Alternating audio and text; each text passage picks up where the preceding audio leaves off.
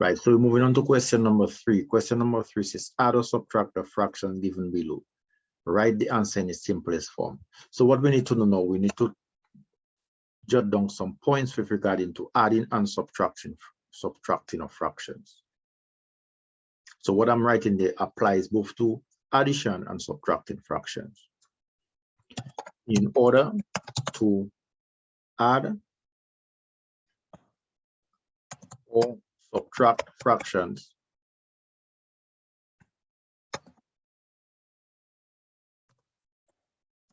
you must obtain a common denominator.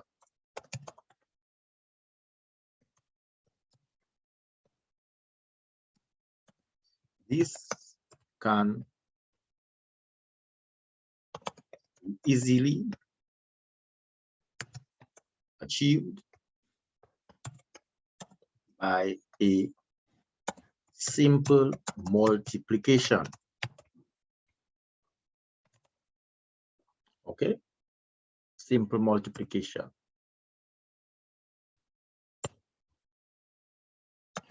To both the numerator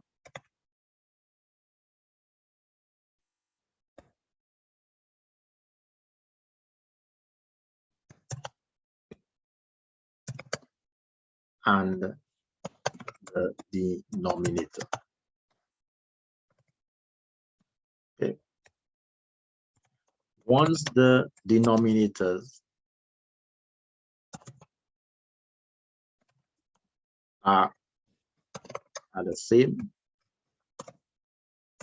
then you can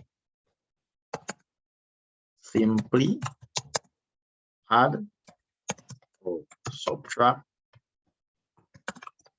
the numerators, maintaining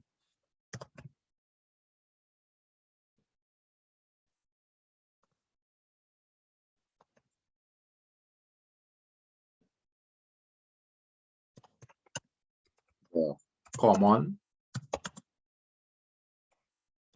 denominator. So, in other words, you must carry forward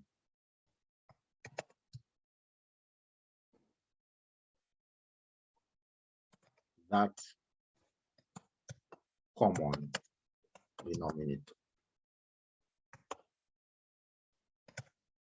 Okay, so let's do this with a D. Okay, now if you decide to type your answers, because you can write and take a picture, but if you decide to type using Word, just go to Insert and go to Equations, and it can come out like how you have it there. So you have 2 over 5. It will appear like numerator and denominator. 2 over 5 subtract a third. But if you find it's taking too much time, then you can write your answer and take pictures. So we want to subtract 2 over 5 minus a third. But if you notice, the denominator is not common.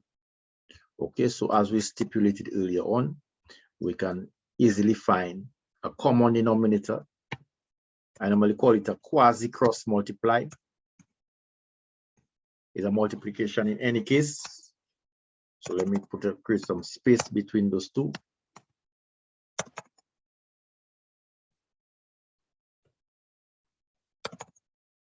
Copy this. Paste. Okay. So you see that 3 there, I'm going to multiply to the 5. And you see that 5, I'm going to multiply to the 3. So I call it not a quasi multiplication. So here, I'm going to put times. So just for participation, based on what I said, times what am I supposed to write there? What number comes here? Times what? Times 3. And never forget, what you do to the denominator, you have to repeat to the numerator, because it's like you're bringing up the whole fraction. You unsimplifying it, if you want to put it that way. you unsimplifying it. 2 over 5 is the simplest form of that fraction, but you want a similar fraction, which is some 2 over 5, but you like to bring it up. So that is why you must multiply both the numerator and the denominator by the same number, which is 3, and we got that 3 from there. Okay, now we have to do a similar process of multiplying. So 3 times what am I supposed to put there? 5, exactly. And if I put a 3 times 5 in the denominator, I must put a 3 times 5 in the numerator. Okay. The whole idea is to achieve a common denominator. It's going to be 15. So 2 3s are 6. Go to fractions. 2 3s are 6. And 3 5s are 15. Subtract. 5 1s are 5.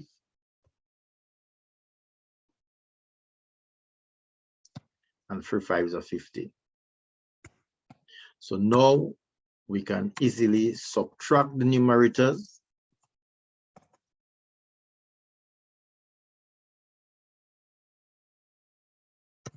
Carrying forward the common denominator. So once the denominator is common, it is maintained.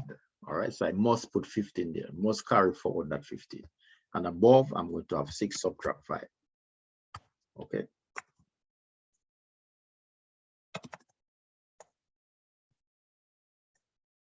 Six subtract 5 is 1. So I'm going to have 1 over 15. And this is also applied to addition, both addition and subtraction.